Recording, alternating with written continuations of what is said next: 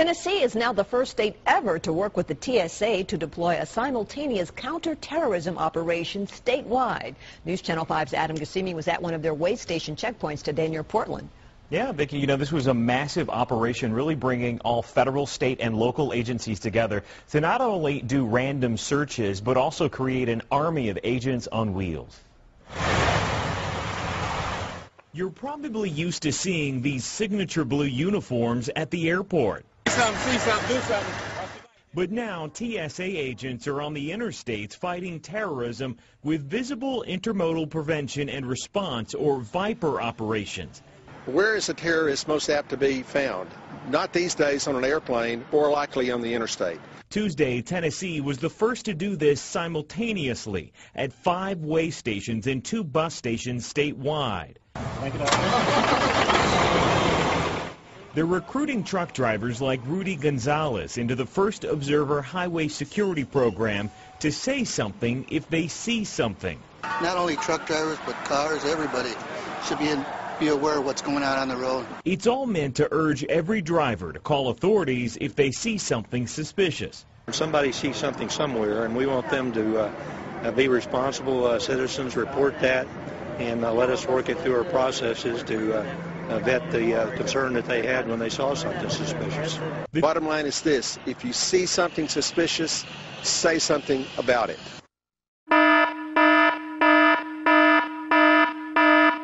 Safer. Today we announced that if you think you're going to be a bad actor on buses, get ready. You're going to have a short-lived time frame. This is a national pilot program which puts undercover officers on metro buses, sniffing out trouble before it happens. It's kind of akin to air marshals, but for buses.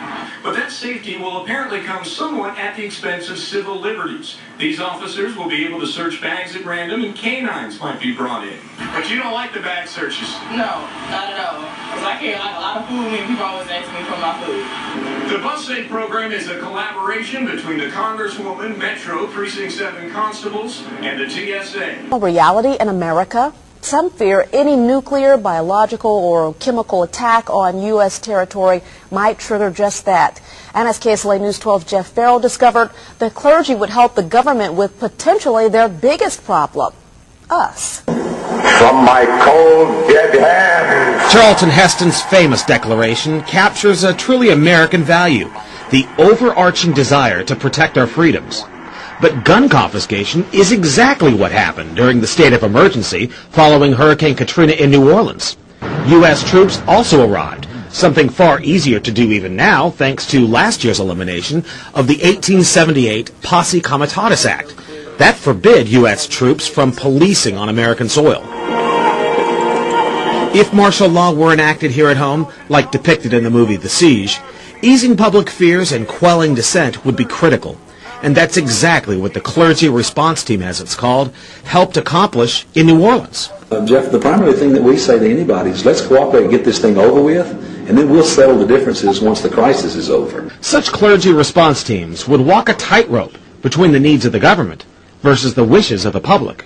In a lot of cases, these clergy would already be known in the neighborhoods in which they're helping to defuse that situation. For the clergy, one of the biggest tools that they will have in helping calm the public down or obey the law is the Bible itself, specifically Romans 13.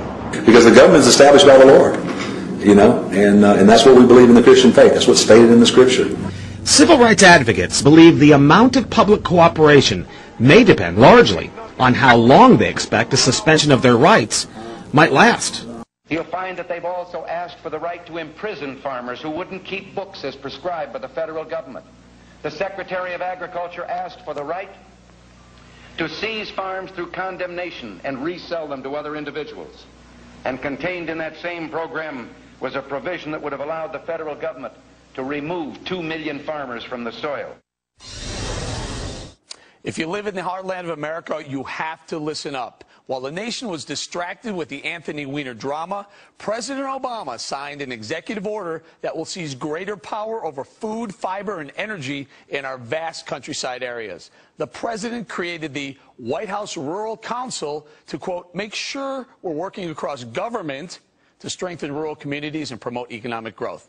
Sounds great, but get this. The council involves a long list of the most powerful people in America. Treasury Secretary Tim Geithner, the Defense Secretary's on it, Attorney General Eric Holder, even the head of Homeland Security, Janet Napolitano. Why would Homeland Security be involved in exerting power and influence over the heartland? Why would the Defense Department be involved in promoting economic growth? The plan calls for the federal government to control almost every aspect of rural America. It'll also, quote, identify and facilitate economic opportunities associated with energy development, outdoor recreation, and other conservation-related activities. Really? When did hunting and fishing become associated with conservation-related activities? And by the way, what does that mean? The aims of the White House Rural Development Plan sound eerily similar to a UN plan called Agenda 21, where a central planning agency would be responsible for oversight into all areas of our lives, a one world order. Sound familiar? Joining me now is radio host Ben Ferguson. Hey, Ben, President Reagan, 50 years ago, he started talking about this, and look what we got now. We have a White House Rural Council. Are you nervous about this?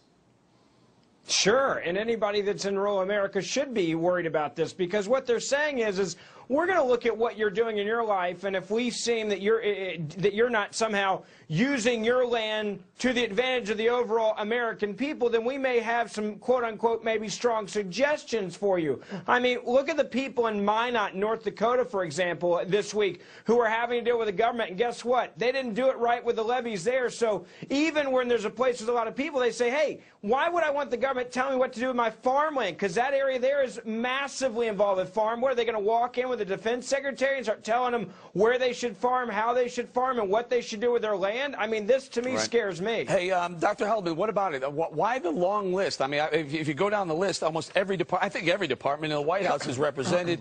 Homeland Security, we talked about it, the EPA, the federal FCC. The FCC? Why the FCC, and why so many important bigwigs from the White House?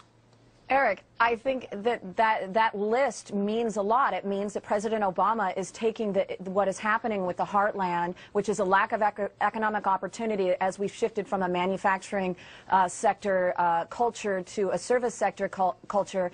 The heartland, rural areas have been affected. He's putting all of his big guns on it. And give me a break. These people are not going to be sitting around at some conspiracy theory around a table plotting the takeover of the heartland. If you look at what the council does, then what's it for? Hang on, guys. What's it for then? I mean, really, it's overreaching. It's an overreach. I have a hunch that people in the heartland are going, we're doing just fine. Thank you very much. Keep your grimy hands off us. How is it an overreach? He is going to be putting money into... It's the Defense Department.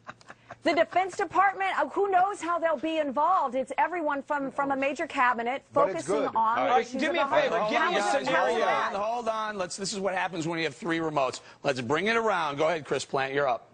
Well, who knows how it's going to turn out, but it's good. It's real good. This is another demonstration of this administration's obsessive-compulsive government disorder. They've decided that government needs to seep in. And it's not just, you shouldn't just be worried if you're in the heartland. We should all be worried about this. This is government out of control. This is crazy. This is over the top.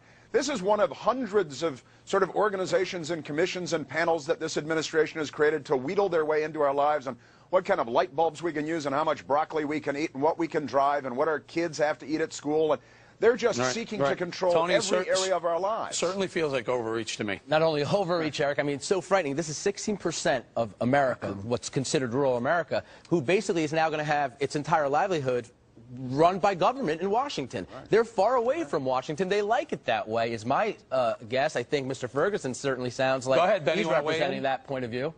Ben? Yeah, I mean, you look at this. Give me one scenario where the Homeland Security, the Defense Department, and the Attorney General should be involved when it comes to economic development of rural America. I can't see where any scenario those three would fit in if this is truly about economic development in rural America. Really?